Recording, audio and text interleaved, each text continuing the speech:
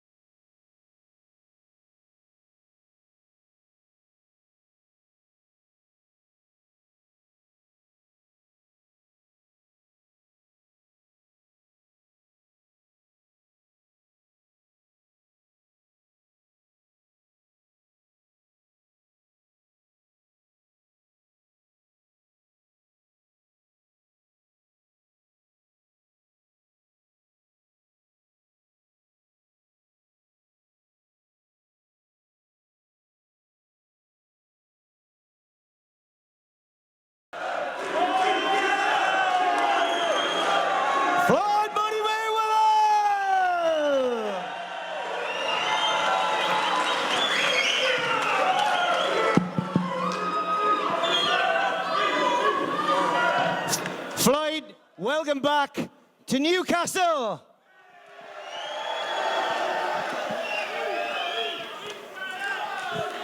Floyd, best of order, guys. Best of order, guys. Floyd, welcome back to Newcastle. 18 months, I think, since you were last here. Great to have you back in this wonderful city. I want to say thank you, Newcastle. You guys...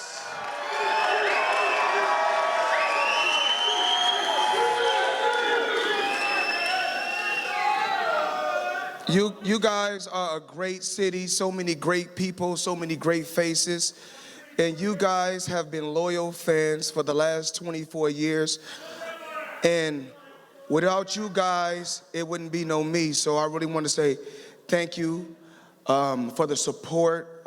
Me and my team want to come back again, and hopefully we can come back the next time and have a fight in Newcastle.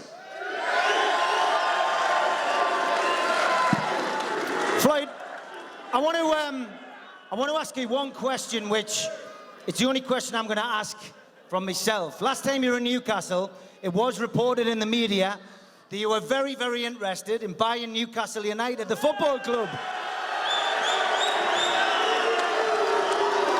Now, I know. Well, in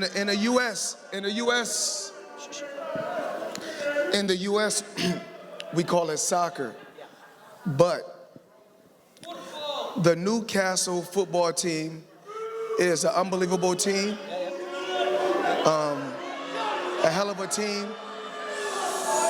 Best of order, guys. Let them have fun. They've been drinking earlier.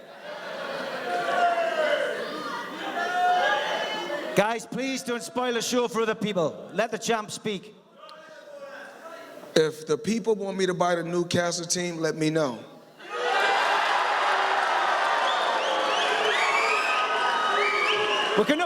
You can always chuck a little bit into Sunderland as well. Don't worry, guys. Okay, on to the boxing. What was it like growing up, Floyd? How did the young Floyd Mayweather become a fighter? My dad, he started me off.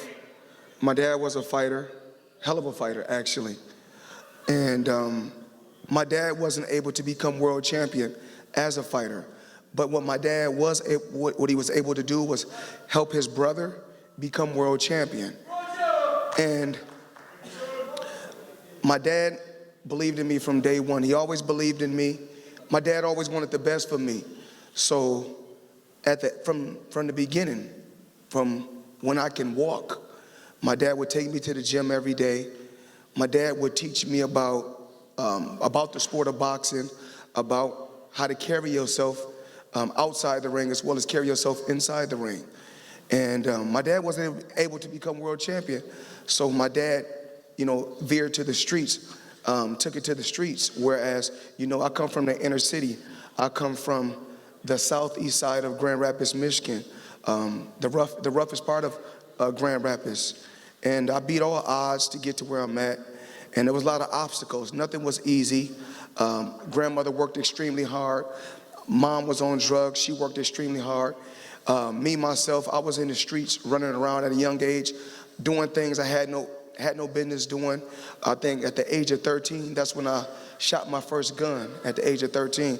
So hanging around the wrong crowd, being influenced by the wrong people. But my dad kept me on the right path, and he believed, and without my dad, I wouldn't be where I'm at today. Fantastic. Great question.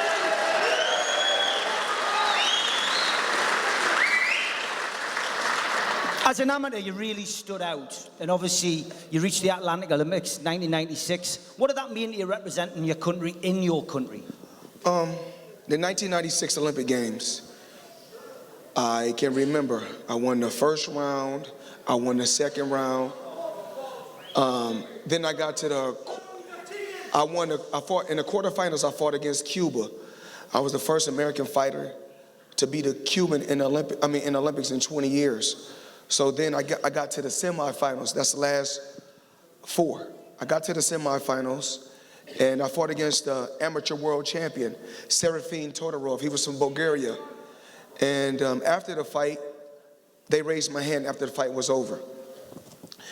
But then, the decision went to Serafine Todorov, which I really know I won, but that was the best thing that ever happened to me in my career, actually in my life.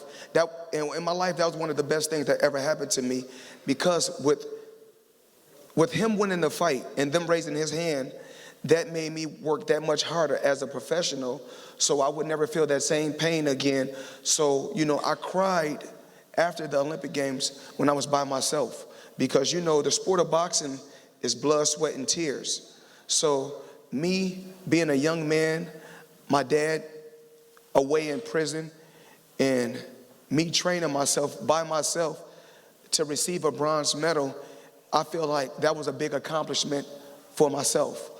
But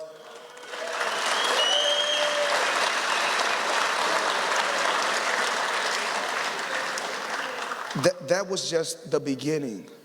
I've been through so many different obstacles in life, just so many ups and downs and so many roller coaster rides, because that's a part of life. We all go through certain things. We all go through trials and tribulations in life, but only the strong can survive. And Floyd Mayweather is one of the strong individuals in this world, and I can survive and I can get through anything.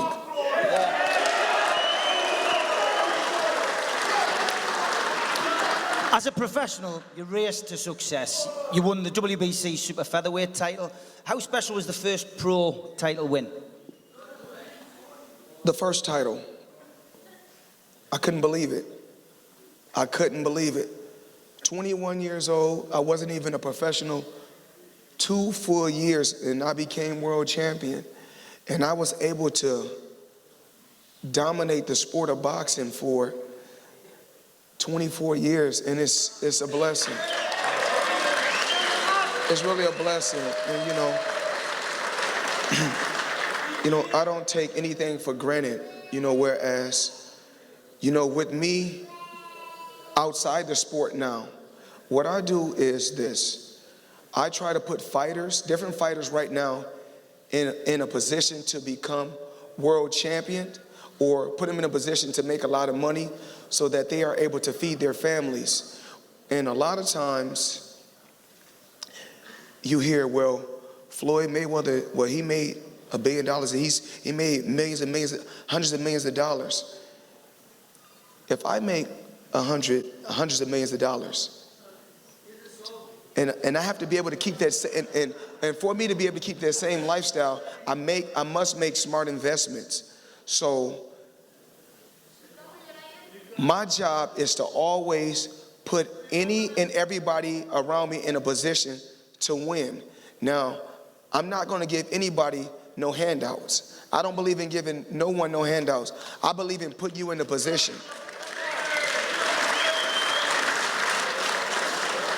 And I'm going to give you an example of one of the fighters, Badu Jack.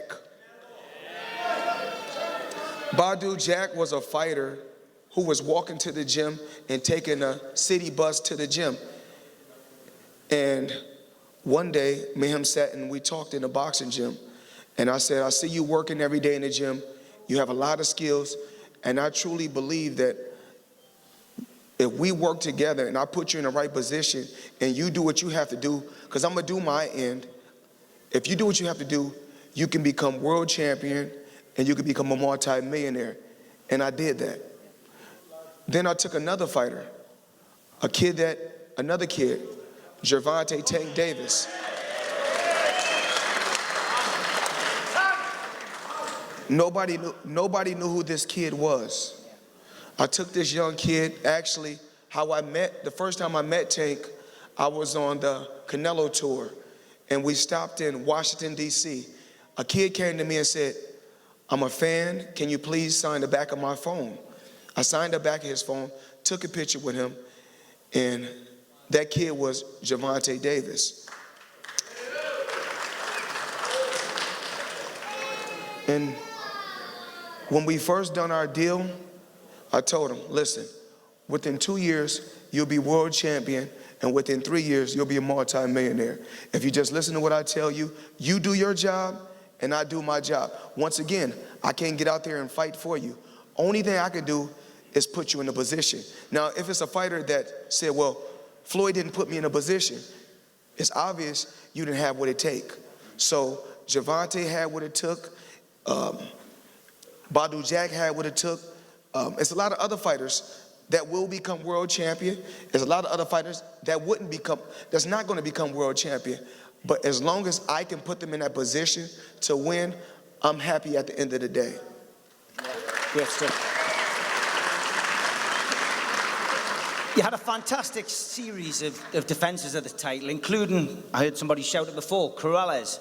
Do you feel that cemented you as a legitimate champion? If you guys ever notice, and I want to say thank you to all the people that follow me on social media. Thank you. Diego Corrales. He's a legendary champion. I take my hat off to him. He's a warrior, and he's no longer here with us. So if you ever notice on my social media page, I would never post Genaro Hernandez because he's no longer here. That's the first guy I won a world title from. I would never post Diego Corrales because he's not here with us. And I would never post Arturo Gatti. Respect to those champions and respect to their families.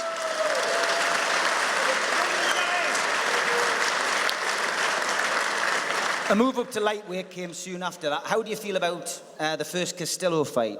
I mean, how did you feel it went? Did you underestimate him? Well, the thing is this. When you go back and really look at the fight, I think I won 6 straight rounds. And then we had 6 rounds to go. And out of the 6 rounds, even if I won 2 rounds out of the last 6, that's still 8-4. Yeah. So once again, remember, I'm fighting against the media. I'm fighting against the jealous people. Yeah. I mean, I'm the American dream. I'm the American story to work my way from nothing. I worked my way from nothing. I didn't have nothing.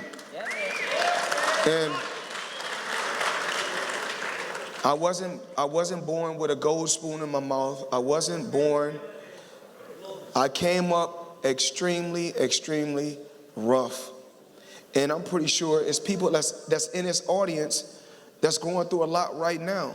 But my advice to the people that's in this audience, don't stop believing, don't stop dreaming, keep working hard. And y'all know my saying, hard work. So I want you guys to keep working hard, male or female. I don't care if you're a young kid, you're a teenager, keep working hard and always be respectful to your parents. I want all the young kids out there that's listening right now. Yes, when I was a kid, I ran around in the streets, had fun, done a lot of things that I shouldn't have done, but I was always respectful to my mother and my father.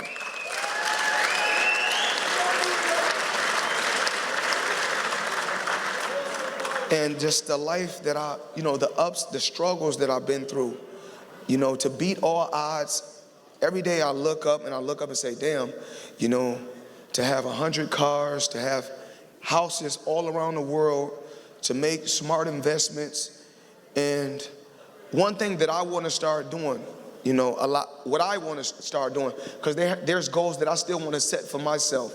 I want to start working out every day, because after boxing, I just sit around and just travel the world and I don't work out. So what I want to do is start working out, because your health is your wealth. And my saying is this, I look at things like this. Like, you can have a beautiful Rolls Royce, but you must get maintenance on that car because it'll stop running. Whereas, you can have a Rolls Royce and wash the outside and it can look pretty and it can look clean, but you must get maintenance so that the outside may look good, but I worry about the inner also, the inner part, the inner soul and the body. So what I need to start doing is working out a lot. Yeah. That's one of the goals. Another weight class and another world title. You claimed your 4th against the legendary Zab Judah. Just what happened in that fight? I mean, was it hard to keep your composure? Zab Judah. It's crazy that me and Zab Judah in amateurs, we was roommates in amateur. Me and Zab was roommates. And then when we turned professional, he was fighting at 140. I was fighting at 130. He was 2 weight classes bigger than me. So my thing is this, in the sport of boxing, whereas right now I see you guys, when y'all watch boxing, y'all see a lot of guys, a lot of fighters hanging out with one another. In the sport of boxing, I don't have no friends.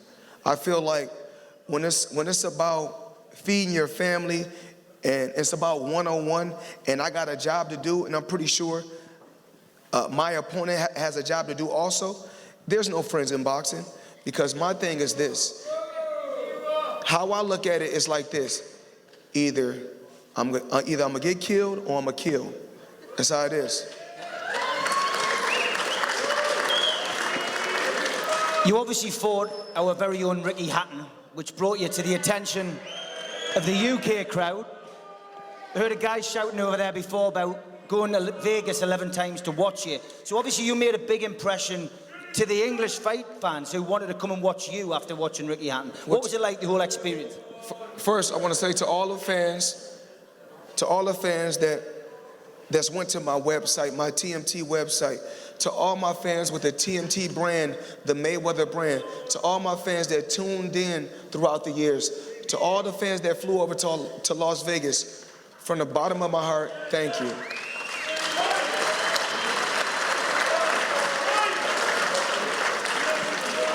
Ricky Hatton is blood, sweat, and tears, all heart. And a lot of times, you know, throughout my tour, every day is not the same. Some days I'm a little bit more animated. Some days I'm more laid back. But today in Newcastle, and I do this with every city, every country that I go to, I speak from the heart. I genuinely speak from the heart. Ricky Hatton is a hell of a fighter. He's just like Arturo Gatti, blood and guts. Ricky Hatton is not going to turn down no opponent. He'll fight anybody, and he's going to give it 100%. And when me and Ricky Hatton faced each other, that was a fight that had to happen for boxing fans all around the world. That fight was legendary, and that's a fight that I will always remember and that I will always talk about. Ricky Hatton, I commend him, I commend his family, and I commend this country for that fight.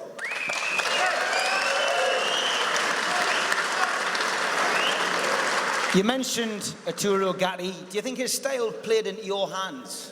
His type of boxing style, do you think that, you know, benefited you? Different days when you go out there and you fight, you feel different ways. Whereas with the Arturo Gatti fight, I was really upset because I was going through a lot. At that particular time, I had went to a club in Grand Rapids, Michigan. I went back home to see my family, to see my grandmother, and some of my buddies said, let's go to the club. We went to a little club, a fight broke out, then I ended up catching a lawsuit. Didn't do anything, but once again, I'm the name. I caught a lawsuit. So for the Arturo Gatti fight, I had signed a contract to get a certain amount of millions. And guess what happened? They brought another contract and made me re-sign. They took $2 million off of my contract. But guess what? I said, you know what? I'm in the sport of boxing for the love of the sport, for the fans. So I said, it doesn't matter if I fight for free. If it's something that I love to do, I'm gonna do it regardless. Because I was already fighting. I already fought 90 fights for free as an amateur. So with the Arturo Gatti fight, I still made, you know, millions of dollars, but the night of the fight, I was in a zone. And I couldn't be denied. And I went in such a zone that I didn't remember the fight until 2 days after. So Arturo Gatti, but once again, you know how Arturo Gatti is. He's a fighter that can hit the canvas, get back up, get knocked down 4 times, get back up, and still be victorious. So I knew that he was an opponent that I had to take my time, be cautious, be very cautious, be very smart, and be very intelligent. You know, And once again, everybody know my slogan: the less you get hit, the longer you last in boxing. But the less you get hit in anything, whether it's, if you're making investments, you don't want to take a hit when you're making investments. You want to be smart. So Arturo Gatti, once again, I hit that guy with hell of a shots. It looked like he was finna go down, then he'll pop right back up. So I took my time and kept my composure and went out there and got the job done. You mentioned about the media and the jealousy and stuff like that. Tyson Fury has obviously just retained the heavyweight championship against Deontay Wilder.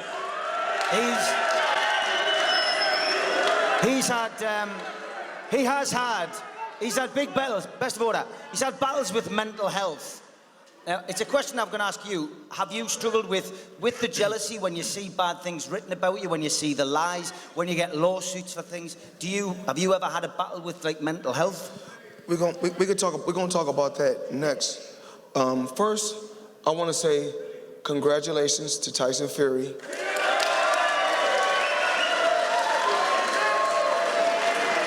And I want to say.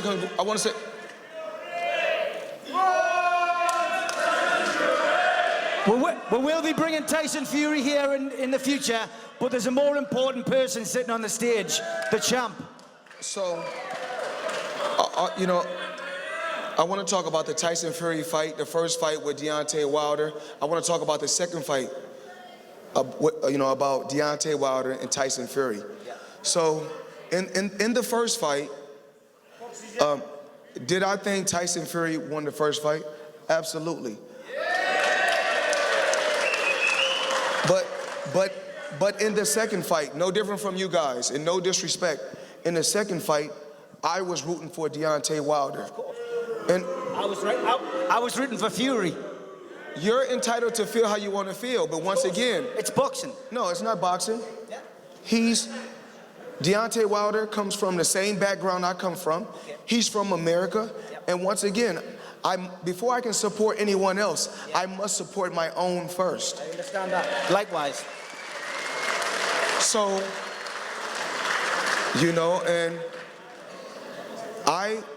and I truly believe, I thought Deontay Wilder would win the second fight. After watching that 12th round, I thought Deontay Wilder would win by knockout in the second fight. So I bet money on Deontay Wilder to win by knockout, and I lost. But things happen in the sport of boxing. You live and you learn. Do you think the weight made a difference? Do you think the weight, the fact that he moved up? Excuse me, mate. Sit down, please, mate. I think, if I'm not mistaken, for the Tyson Fury and Deontay Wilder fight, I think I bet 20,000 that it wouldn't go the distance for the second fight. Wow.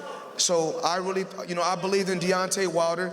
I thought he was going to win the second fight, but I was wrong. I'm human, and I can come out on record and admit if I'm wrong. Yeah, 100%. But let's get back onto your career. A win that's probably, we got to talk about the mental health. Yeah. Just the mental things that we go through. My dad's been locked away. Like I said before, a lot of ups and downs. But my thing is this: God blessed me with a skill. God blessed me with a talent. So I couldn't take anything for granted. And when I was blessed with that skill and that talent, when you blessed with a skill and a talent, you use it and you don't abuse it. So when I mean don't abuse it, so when God blessed me with boxing skills and fast hands and fast feet, I said, you know what? I can do this and get paid, whereas you got a lot of people that's going to do it in the streets and fuck up their livelihood. Whereas me, myself, I'm going to go out there and do it, get paid. I'm not going to fight in the streets because it's not worth it. Why give up my money to somebody who don't deserve it? If I go out in the streets and hit someone, I'm going to get sued for $100 million. Whereas I can go and fight and make hundreds of millions, invest it, and turn that into billions. So I must be smart, and I must surround myself with a smart team. And my team that brought me here, I must say thank you to Ken. I want to say thank you to Brent. You know, I must thank James McNair for bringing me here, and I have to say thank you to these fans, because these fans demanded that I come back, and like I said before, I'm back. I think probably one of the fights that's highly rated now is the Canelo fight. Did you know just how good he was back then? Well, you know, on the tour, you know, different days we talk about Canelo Alvarez. You know, somebody has to become the new face of boxing, but as of right now, nobody can do the Floyd Mayweather numbers. So as of right now, I'm still the face of boxing.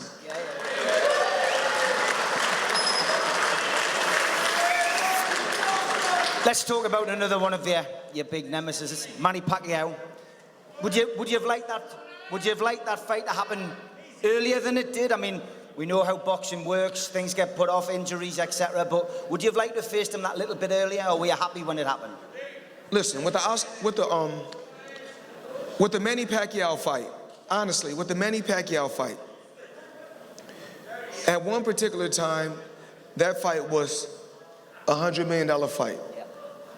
What I did was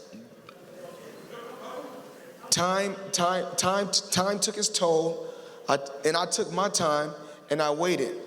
When it was worth it, it happened. And when I turned a $100 million fight into a $300 million fight.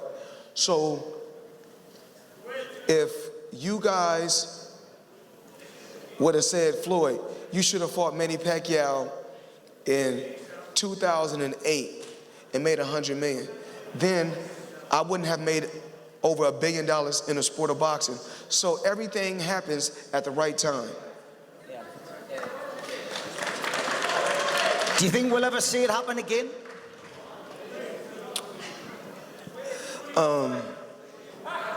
The money is not right. The money is not right. So why would I risk?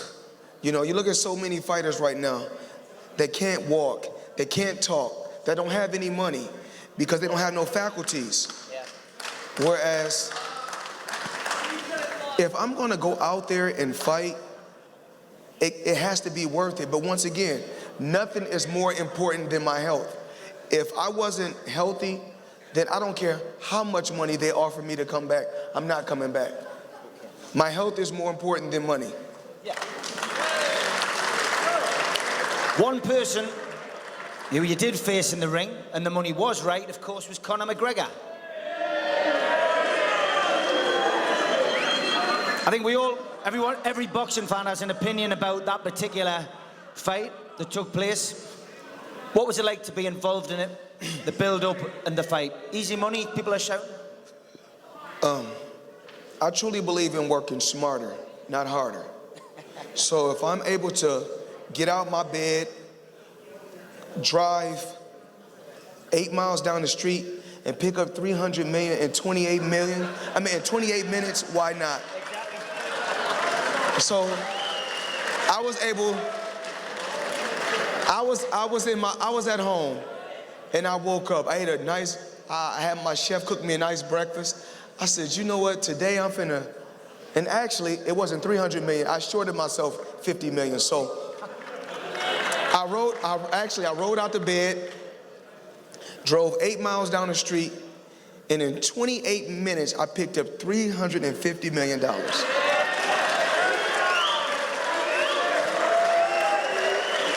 So, who don't want free money? So if they offer me the Conor McGregor fight or the Khabib fight, absolutely. Absolutely. You got to realize, why would I face guys that's in boxing? These guys only got cities behind them. When I fight, I must fight a guy that have a whole country behind him. And it's all, at this point, I don't have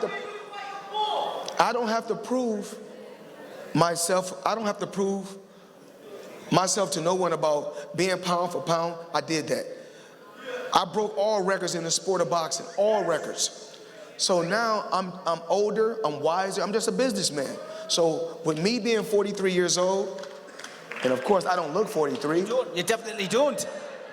But with me being 43 years old and still feeling 23, I can go right down the street, or even if they want me to fly to another country, you know? So as of right now, I've been offered, you know, my best friend, where you at, James McNair. James there? Here comes, give James a round of applause.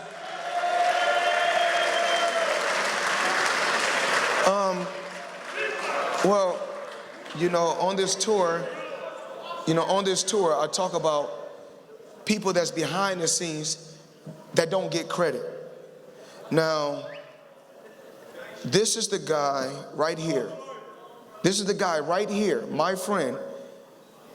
The Pacquiao fight is because of him. The McGregor fight is because of him.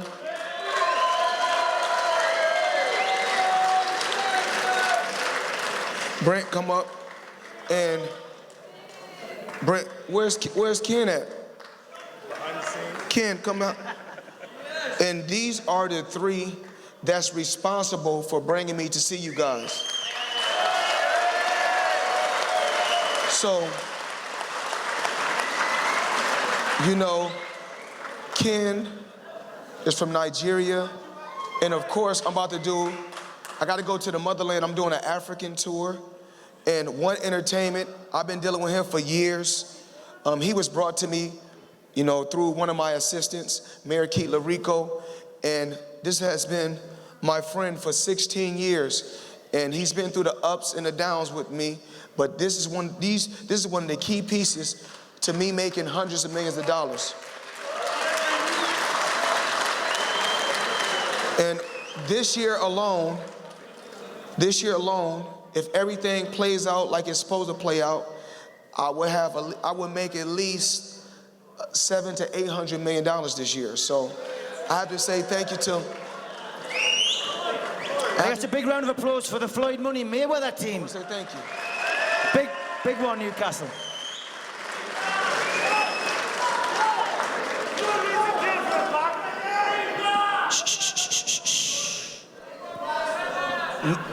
Newcastle.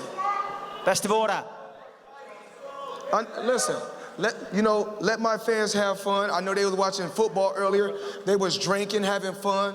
I love my fans. Y'all can scream, shout, enjoy yourself, because you know why?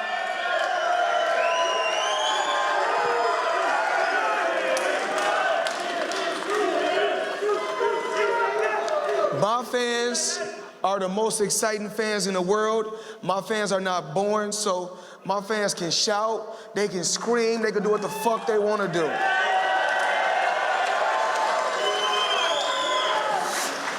Okay, I think with the champ on his feet, I think we could do some questions, a couple of questions. I would love at least give me 10 to 20 questions from the fans. 10 to 20 questions, and we've got our man with the mic. Give Brian a big round of applause. Brian warmed the crowd up lovely tonight for the champ. Put your hands up, 2 seconds. No derogatory questions. Young man with the belt, come to the front. Yes. Call me, legs kind of take it. Young man first. That is. Someone, right, from Manchester as well. Bring him up, Brendan. Lift him up, please. Yeah.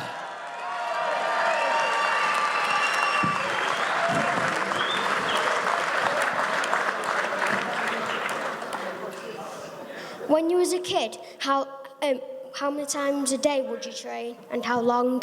Good question. Good question.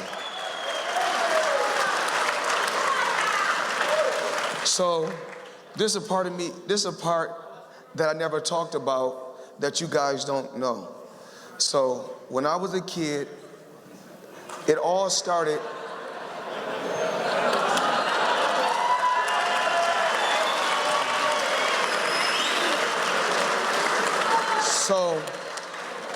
when I was a kid, my dad had me chopping trees and running with boots on, combat boots. So my dad basically had me in a boot camp as a kid. So when I was a little kid, I was running with combat boots, and my dad taught me how to chop trees. But I would go to the gym every day at 3 o'clock. 3 o'clock was always my boxing gym time.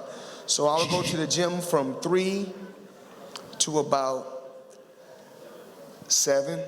So 4 hours a day. And then I have to go do a long jog. So that probably would be an hour. So, and then I have to go to the fitness gym.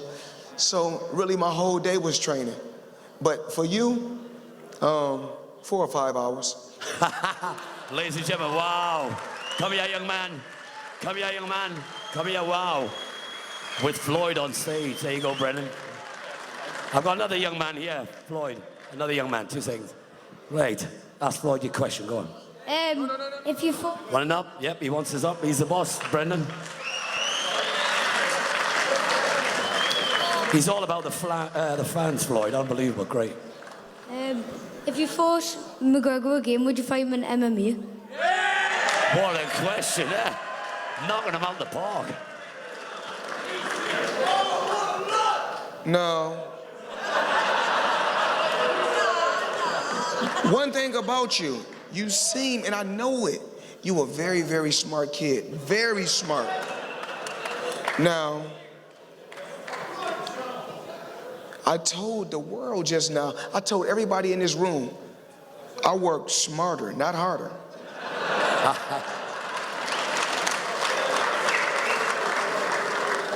I fought so many tough fights and worked extremely hard to become the boss so I can dictate and control combat sports, period.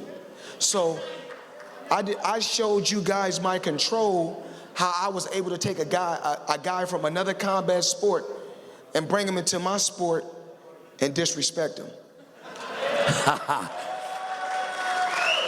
So why would I go to his sport where they don't pay hundreds of millions? So I gotta bring him over here so I can get another. This time it's gonna be under 28 minutes. The first time I was having fun. You know why? Because I knew we was gonna do it again.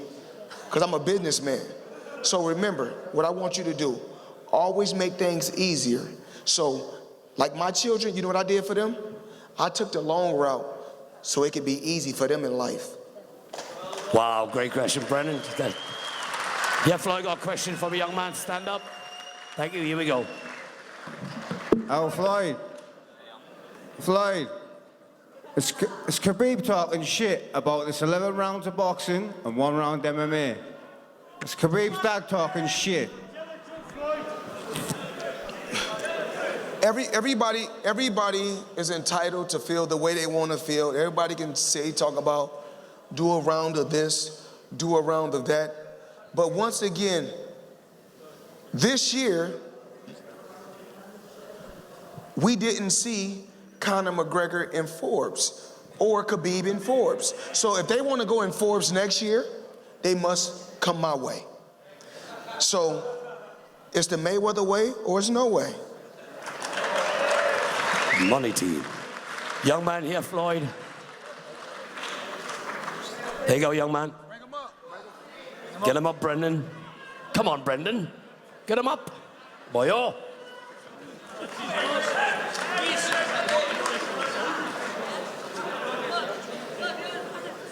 If you ever had a comeback fight, would it be in the UK? Shh.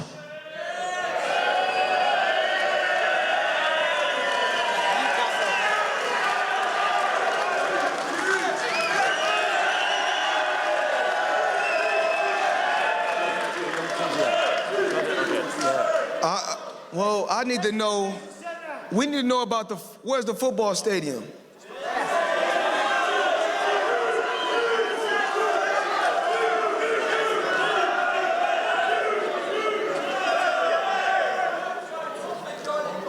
I truly believe that, you already know, if the money is right, we're going right back there in Newcastle. Well done, great answer. Right. I've got this young Thank you. lad here. Right, Floyd, I got one more, thank you. This young man, come on. Do you want to put him on the stage? Yes. This is the last one, ladies and gentlemen. Okay. Wow. This is the last question, guys.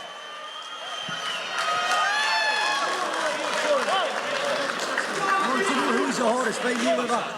I want to see who is the hardest opponent.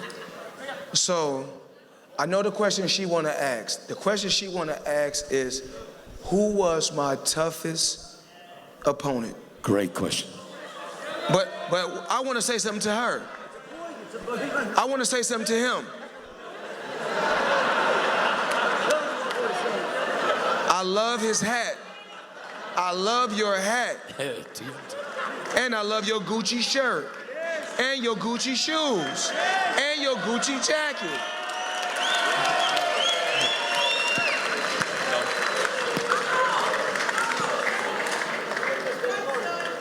So, Maidana he's a heavy hitter. But all the guys at the top, whether it's, if you look at Cotto, Pacquiao, all the guys at the top, Canelo, it doesn't matter. All these guys don't get to the top not being able to pack a punch. So all the guys at the top are heavy hitters. So, he all right. It ain't nothing big. Shane Mosley, he a good hitter. He a heavy hitter. Couldn't knock me out, but it was cool.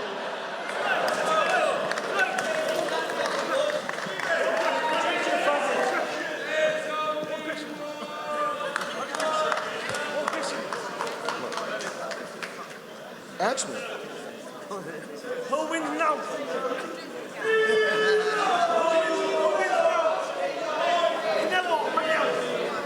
Who wins now, Canelo or Pacquiao? That was the question he asked, champ.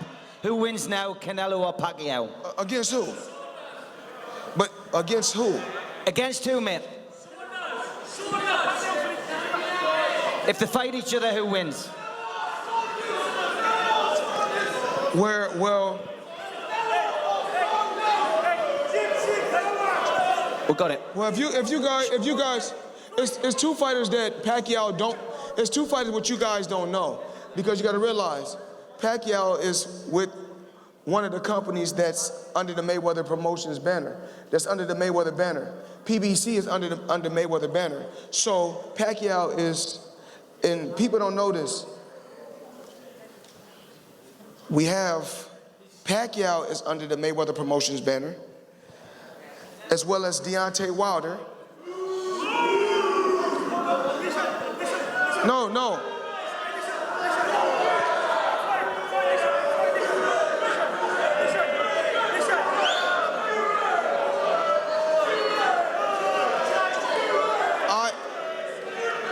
Once again, I will always stand behind my country first. That's no different from if I was born and raised in Newcastle, I'm going to stand behind you guys first.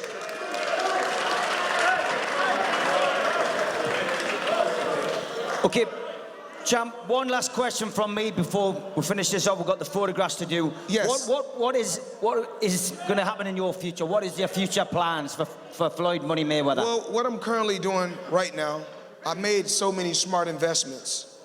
I put, I put hundreds of millions of dollars into real estate and turned that into billions.